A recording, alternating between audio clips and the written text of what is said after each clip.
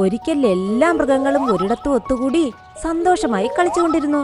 അപ്പോൾ ആ സ്ഥലത്തിൽ സിംഹരാജാവും ഉണ്ടായിരുന്നു. ആ സമയത്ത് മിങ്കു എന്നൊരു കരടി ഒരുപാട് പേടിച്ച് സിംഹരാജാവിന്റെ അടുത്തേക്ക് വന്നു. സിംഹരാജാവേ, സിംഹരാജാവേ, നമ്മുടെ കാടിന് വലിയ ആപത്ത് വന്നിരിക്കുന്നു. അപ്പോൾ മോണ്ടുകുരങ്ങ് അടുത്തേക്ക് വന്നു.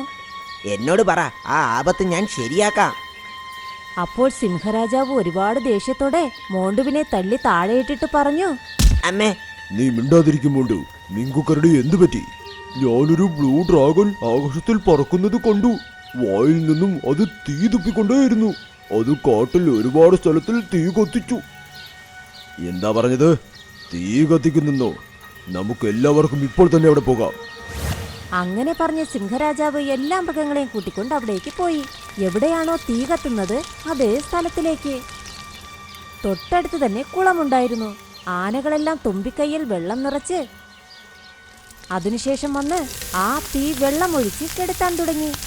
അങ്ങനെ ഒരുപാട് നേരം കഷ്ടപ്പെട്ടതിനു ശേഷം കത്തിയ എല്ലാ തീയും അവർ കെടുത്തി. എല്ലാവരും മുകളിലേക്ക് നോക്കിയപ്പോൾ ഒരു വലിയ ബ്ലൂ ഡ്രാഗൺ പറന്നു പൊയ്ക്കൊണ്ടേയിരുന്നു. അത് എല്ലാ മൃഗങ്ങൾക്കു നേരെയും വായ തുറന്ന് തീ തുപ്പിക്കൊണ്ടേയിരുന്നു. മൃഗങ്ങൾ എല്ലാവരും രക്ഷപ്പെട്ടോടി. എന്നാൽ തീ വീഴുന്ന സ്ഥലമെല്ലാം കത്താൻ തുടങ്ങി. എവിടേക്കും നിങ്ങൾക്ക് ഓടിപ്പോകാൻ പറ്റില്ല. അത് താഴെ വന്ന് ഉച്ചത്തിൽ ചിരിക്കാൻ തുടങ്ങി. നിനക്കെന്ത് ധൈര്യമാണ് ഞങ്ങളുടെ കാട്ടിൽ തീ കത്തിക്കുന്നു നീ? അപ്പോൾ അത് വീണ്ടും കുറച്ച് തീ തുപ്പിയ ഉടനെ മോണ്ടുകുരങ്ങന്റെ വാലിൽ പോയി കത്തി. അയ്യോ, തീ! അത് അവിടെയും ഇവിടെയും ഓടാൻ തുടങ്ങി. പിന്നെ അതിന്റെ വാല് കൊണ്ടുപോയി വെള്ളത്തിൽ മുക്കി. എന്തൊരാശ്വാസം! ആരാണ് നീ? ഞങ്ങളുടെ കാട് എന്തിനാണ് നീ നശിപ്പിക്കുന്നത്? എല്ലാവരെയും ഞാൻ നശിപ്പിക്കും. ഈ കാടിന് എനിക്ക് ഭരിക്കണം, അതുപോലെ നിങ്ങൾ എല്ലാവരെയും.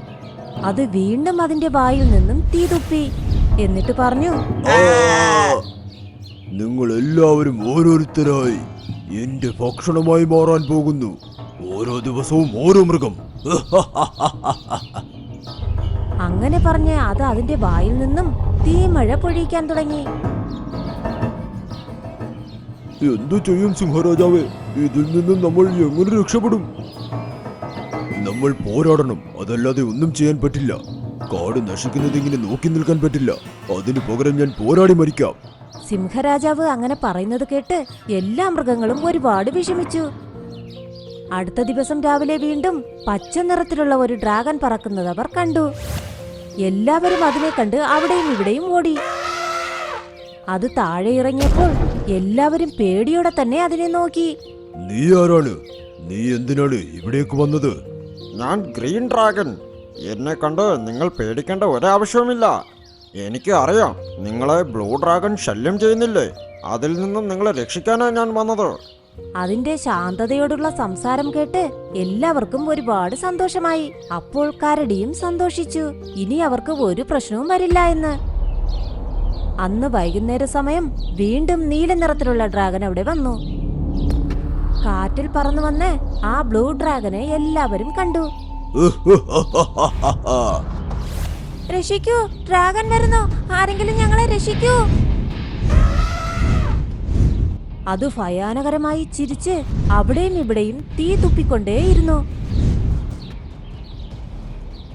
വീണ്ടും നീ ഈ കാട് നശിപ്പിക്കാൻ തിരിച്ചു വന്നോ? എന്തിനാ ഞങ്ങളെ ശല്യം ചെയ്യുന്നത്? നീ ആവശ്യമില്ലാതെ സംസാരിക്കുന്നു. മര്യാദയ്ക്ക് പൊക്കോ. ഞാൻ മരണത്തെ പേടിക്കുന്നില്ല. നിന്നെ പോലെ ഒരു മൃഗത്തെ കൊണ്ട് ഞാൻ ഓടിപ്പോവില്ല. അങ്ങനെയാണോ? ഇതാ! ഇങ്ങനെ പറഞ്ഞ് ആ നീല ഡ്രാഗൺ തീ സിംഹത്തിന് നേരെ തുപ്പി. അപ്പോൾ സിംഹത്തിന്റെ മുമ്പിൽ ആ പച്ചനിറ ഡ്രാഗൺ വന്ന് അതിന്റെ വായിലെത്തി ബ്ലൂ ഡ്രാഗന് നേരെ തുപ്പി. രണ്ട് തീയും തമ്മിൽ ഇടിച്ച് മാഞ്ഞു. നീ ഇവിടെ എന്താ ചെയ്യുന്നത്?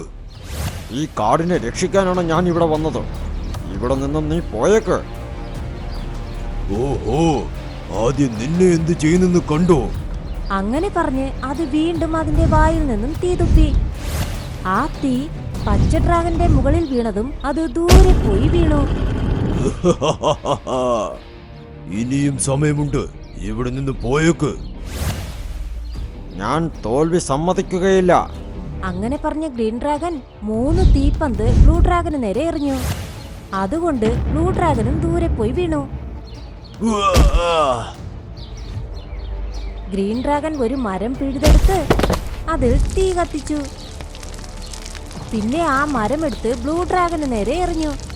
അത് വലിയ ഒരു മരമാണ്. ബ്ലൂ ഡ്രാഗൺ ആ മരത്തിനടിയിൽ പെട്ട് നിലവിളിക്കാൻ തുടങ്ങി.